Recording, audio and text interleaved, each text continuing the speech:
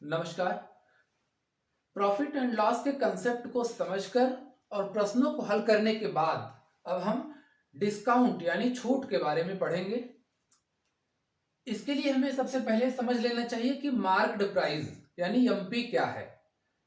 Marked price, जिसे हिंदी में अंकित मूल्य कहते हैं, यह वो कीमत है जो किसी भी वस्तु पर अंकित रहती है, लिखी रहती है।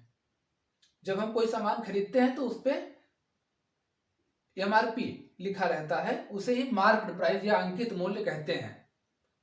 और जब भी दुकानदार कोई छूट देता है तो वो छूट या डिस्काउंट उसी मार्क्ड प्राइस पर देता है। अब एसपी का जो फॉर्मूला है, जिस दाम में वो बेचता है, वो एसपी होता है मार्क्ड प्राइस माइनस डिस्काउंट। उस वस्तु पर जो दाम लिखा हुआ है उसमें से डिस्काउंट को घटा देता है और उसके बाद जिस दाम में बेचता है वही होता है सेलिंग प्राइस। अब डिस्काउंट का अगर प्रतिशत निकालना है तो वो डिस्काउंट अपॉन एमपी इंटू 100 होता है। डिस्काउंट प्रतिशत में दिया जाता है अक्सर, और हमेशा मार्क्ड प्राइस यानी अंकित मूल्य पर दिया जाता है। दो फॉर्मूले समझ लीजिए कि अगर डिस्काउंट D% दिया गया है तो सेलिंग प्राइस कैसे हम पता करेंगे। तो सेलिंग प्राइस का फॉर्मूला हो जाएगा 100 minus D upon 100 into MP. और मान लीजिए अगर दो डिस्काउंट दिए गए, दुकानदार एक बार बोला कि D1% का आप डिस्काउंट ले लीजिए, मिल गया डिस्काउंट। उसके बाद वो बोला कि एक और डिस्काउंट आप ले लीजिए, दो डिस्काउंट दिया या 3 डिस्काउंट दिया, तो उसके लिए फिर फॉर्मूला है कि SP is equal to 100 minus D1 upon 100 into 100 minus D2 upon 100 into MP. इसे हम प्रश्न के माध्यम से समझेंगे। आइए एक प्रश्न लिखते हैं कि एक दुकानदार क्रय मूल्य से 20% अधिक अंकित मूल्य दर्ज करता है। एक दुकानदार है, उसने जिस दाम में भी सामान खरीदा है उससे 20% अधिक वो अपने सामान पर मूल्य अंकित करता है, और उसके बाद 10% का छूट देता है। मान लीजिए कि उसने एक सामान खरीदा 100 रुपए में, तो सामान पर जो कीमत उसने अंकित किया वो इससे 20% अधिक अंकित किया है, और उसके बाद कह रहा है कि हम 10% का छूट देंगे। तो छूट देने के बाद उसका लाभ प्रतिशत, प्रॉफिट परसेंट क्या होगा, इसको हम लोग समझते हैं कि इस प्रश्न को दो तरीके से हल किया जा सकता है। पहले मैं आपको आसान मेथड बताता हूं। हम मान लेते हैं कि उस वस्तु का जो कॉस्ट प्राइस है वो X रुपए है। क्या मान लिए? X रुपया है। X रुपए में उसने सामान को खरीदा और क्या किया कि 20% अधिक अंकित मूल्य दर्ज किया। अंकित मूल्य मतलब मार्क्ड प्राइस, उस पे जो उसने लिखा है वो 20% अधिक लिखा है। क्या लिखा है? 20% अधिक। इसको 100 रुपए मान लीजिए। लेट कॉस्ट प्राइस जो है मान लीजिए 100 रुपया है। अब अंकित मूल्य 20% अधिक लिखा है, यानी 120% ऑफ सीपी। तो ये फाइनली हो जाएगा 120% गुणे सीपी। सीपी यहाँ पे 100 लिए हैं तो ये दोनों 100 कैंसिल हो गया, मतलब मार्केट प्राइस वो 120 रुपया लिखा है उस पे सामान पे। और उसके बाद क्या करता है कि 10% का छूट देता है। तो डिस्काउंट हम लोग देख लें कितना दे रहा है। डिस्काउंट दे रहा है 10% ऑफ एमपी। हमेशा डिस्काउंट जो है एमपी यानी मार्केट प्राइस पे दिया जाता है। तो 10% का मतलब 10/100 गुणे एमपी। एमपी हम निकाले हैं 120, तो 120 पर वो 10 रुपए का छूट दे रहा है। तो एक जीरो कट गया और यहाँ का एक जीरो यहाँ से कटा, तो 12 रुपए का वो छूट दे रहा है। 12 रुपए का छूट दे रहा है। तो मार्केट प्राइस 120 में से 12 जो है घट जाएगा। तो सेलिंग प्राइस क्या हो गया? सेलिंग प्राइस का फॉर्मूला होता है एमपी माइनस डिस्काउंट। तो एमपी हम लोग पहले कैलकुलेट किए हैं 120, माइनस डिस्काउंट, डिस्काउंट दे रहा है 12 रुपए का, यानी 120 में से 12 गया तो आ रहा है 108। तो सेलिंग प्राइस है 108, 108 रुपए में वो वस्तु को बेच रहा है, जबकि खरीदा कितने में था, 100 रुपए में। तो 100 में खरीदा था और 108 में बेच रहा है, तो उसका प्रॉफिट है। और प्रॉफिट क्या होगा यहाँ पे, एसपी माइनस सीपी, यानी 108 माइनस 100, तो प्रॉफिट उसको मिला कितने का, 8 रुपए का, 8 रुपए का। अब चूंकि कास्ट प्राइस 100 था तो 100 में 8 जो है वो 8% ही होगा, तो प्रॉफिट परसेंट कितना हो गया, 8%।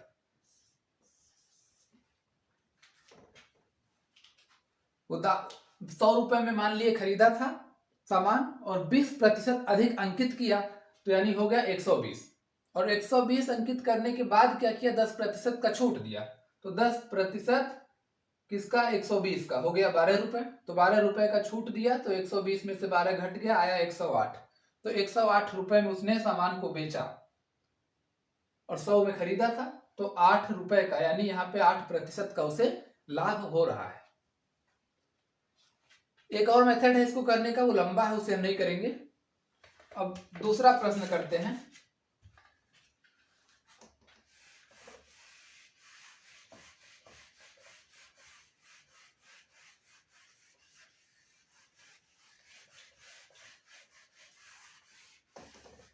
दूसरा प्रश्न यह है कि 3 क्रमागत बट्टे, जैसे बट्टा मतलब छूट, तो 3 क्रमागत बट्टा दे रहा है दुकानदार 30% का, उसके बाद फिर 20% का, और उसके बाद फिर 10% का।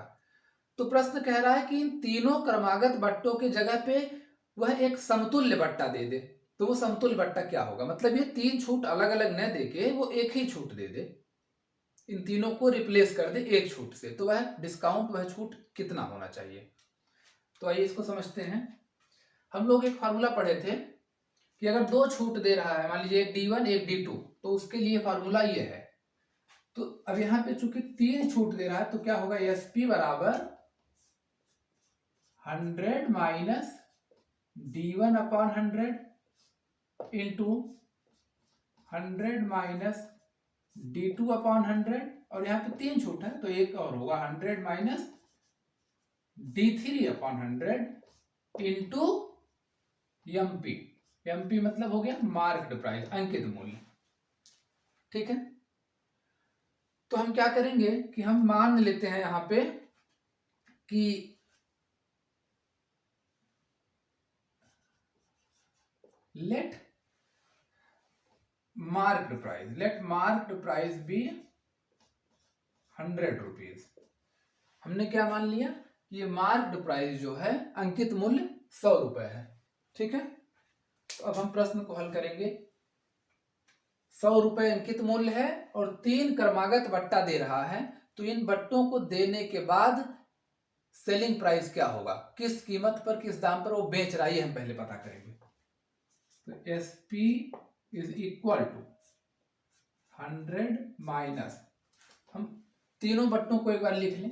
पहला प्रतिशत दिया था 30% का छूट, दूसरा दिया था 20% का, और फिर दे रहा है 10% का। ये 3 छूट वो बारी बारी दे रहा है।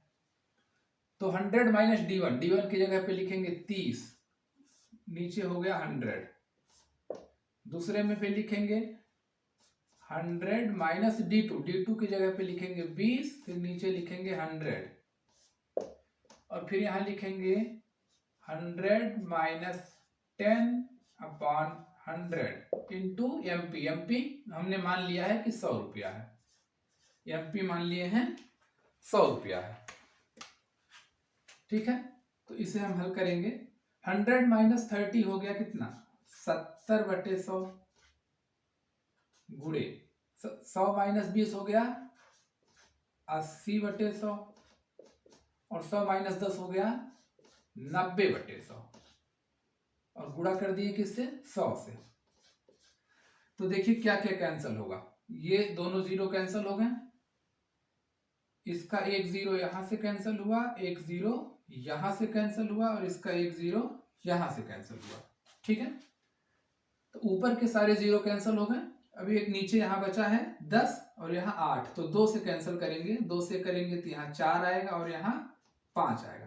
तो ऊपर क्या क्या बचा है 7 गुणे 4 और यहाँ गुणे 9 और नीचे बचा है 5। ठीक है, तो 7 ऐसे लिख लिए और 9 चौक के 36 होता है और नीचे लिख लिए 5। तो 7 और का पहाड़ा 36 से हम गुणा करेंगे तो 7 छक हो गया 42, हाँ फिर 4 7 त्रिक 21, 21 और 4 25, 252/5। तो 252/5 को हम कैलकुलेट कर लेंगे तो आएगा ये 50.40 रुपए। तो जो सेलिंग प्राइस है वो आ रहा है 50.50। 3 क्रमागत छूट देने के बाद किस दाम पे बेच रहा है दुकानदार 50.40 पे। ठीक है, तो छूट फिर कितने का दिया होगा इसको ऐसे समझिए। डिस्काउंट का फार्मूला जानते हैं कि डिस्काउंट बराबर होता है, यहां से हम निकाल लेंगे डिस्काउंट बराबर एमपी माइनस एसपी। तो एमपी था कितना 100 और एसपी हम कितना निकाले हैं 50.40। तो 100 में से जब 50.40 घटाएंगे तो आंसर आएगा 49.60।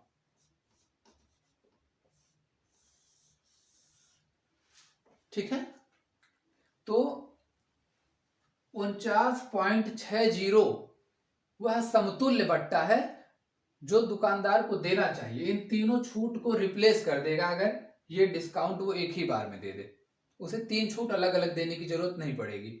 तो ये वो समतुल्य बट्टा है। अब हम इसके बाद एक और सवाल करेंगे।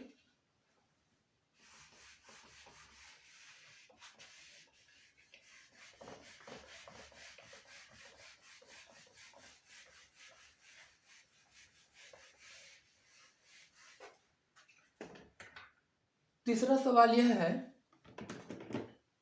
कि एक घड़ी का मूल्य 450 रुपए है। कितना है 450 रुपए। 2 क्रमागत छूट देने के बाद इसका मूल्य 324 रुपया हो जा रहा है। दाम था 450 और दुकानदार ने 2 क्रमागत छूट दिया, मतलब एक छूट दिया उसके बाद एक और दिया और उसके बाद स्थिति हुई कि 324 रुपए उसके दाम हो गए। ठीक है, यदि दूसरा छूट 10% है, 2 छूट दिया, एक यहां दिया और इसके बाद फिर एक दिया, तो दूसरा छूट 10% है तो ये पहला छूट पूछ रहा है कितना होगा। ठीक है, तो ये जो 450 है ये क्या है, ये अंकित मूल्य था। एक भी छूट देने के पहले जो कीमत था वो 450 था, वो अंकित मूल्य था। और उसके बाद 2 छूट दिया दुकानदार ने, पहला छूट हमें नहीं पता है, दूसरा छूट 10% है और दोनों छूट देने के बाद दाम हो गया 324 और यही है सेलिंग प्राइस। इसी दाम पे उसने बेचा है वस्तु को। तो हम पहला वाला मूल्य पता करेंगे, डिस्काउंट पता करेंगे। हम फॉर्मूला जानते हैं कि अगर 2 छूट दिया गया है तो ये फॉर्मूला होगा। तो एसपी बराबर होता है 100 minus D1/100 into 100 minus D2/100 into MP, ये होता है। तो यहां पे देखिए हमें पता क्या क्या है। एसपी हमें पता है 324, तो एसपी की जगह पे हम लिख लेते हैं 324। हमें D1 पहला छूट नहीं पता है तो D1 के जगह पे हम क्या करेंगे x लिखेंगे। D1 की जगह पे क्या लिखेंगे x लिखेंगे, 100 माइनस x/100 और दूसरे में 100 माइनस D2 हमें पता है कि 10% का छूट दिया था तो D2 की जगह पे लिखेंगे 10, नीचे 100 गुणे MP हमें पता है कि 450। अब इसी इक्वेशन को हम सॉल्व करेंगे तो 324 100 माइनस एक्स अपॉन 100, ये देखिए 100 माइनस 10 हो जाएगा 90, 90/100 गुणे 450। यहाँ देखिए एक जीरो यहाँ से कैंसिल हो गया और एक जीरो यहाँ से कैंसिल हो गया, ठीक है। तो बच क्या रहा, 324 बराबर 100 माइनस एक्स बटे 100 गुणे 9 का गुणा किया है 45 से, तो 9 पचे 45, हाथ से 4, 9 चौक पे 36, 36 और 4 40, तो 405 आया। अब हम क्या करेंगे, ये जो इक्वेशन के राइट साइड में लिखा है सब कुछ, इसे लेफ्ट में लिख लेते हैं। तो 100 माइनस एक्स अपॉन 100 इंटू 405 बराबर 324। इसे हम जो है लेफ्ट साइड में लिख लिए और जो लेफ्ट साइड में था उसको राइट में ट्रांसफर कर दिए अपनी आसानी के लिए। क्यों? क्योंकि x वाला टर्म हमेशा इज इक्वल टू साइन के लेफ्ट में होता है। तो अब हम क्या करेंगे, ये 100 का गुणा हो जाता है इस बगल जब जाता, यहाँ 1 है, 100 नीचे है चूंकि भिन्न के हर में है, तो ये उधर जाएगा तो गुणा हो जाएगा। तो 100 माइनस एक्स इधर बचा, इधर हम 324 लिखेंगे और 100 को जब इधर ट्रांसफर करेंगे तो ये गुणा हो जाएगा, और नीचे ये 405 चूंकि इधर जब था तो गुणा था और इधर आएगा तो नीचे भाग हो जाता है, ठीक है। फिर लिखेंगे 100 माइनस एक्स बराबर 324 का गुणा किए 100 से, तो आ गया इतना, 2 जीरो बढ़ गए और नीचे आया 405, नीचे आया 405। 100 माइनस एक्स, ये जो पूरा टर्म आया है 32,400 बटे 405, इसको जब हम हल करते हैं तो मैं चूंकि किया हूं पहले ही, तो ये हल करने पे आएगा 80, ठीक है। अब 100 माइनस एक्स बराबर 80 है, तो हम x यही रहने दें इस बगल, इसको जब हल करेंगे तो 100 माइनस 80 इस तरह से लिखा जाएगा और x का मान आ जाएगा 20%।